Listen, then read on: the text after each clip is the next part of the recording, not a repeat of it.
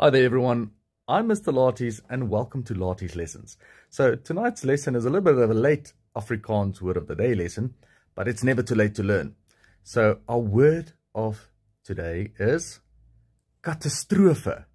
Now, if you know what kat means, yes, that is a kat, and strofe is what you can write.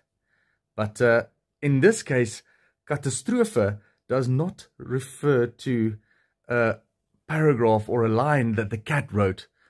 It is actually what the cat has done. This was homework that the cat destroyed. So katastrofe in this case refers to the fact that it is a big catastrophe. Nou, ek hoop julle het vanaand se woord van die dag geniet. As julle het, geef my 'n duim omhoog en onthou asseblief, deel hierdie met julle vriende en dan sien ek julle volgende keer vir nog 'n woord van die dag. Lekker aand.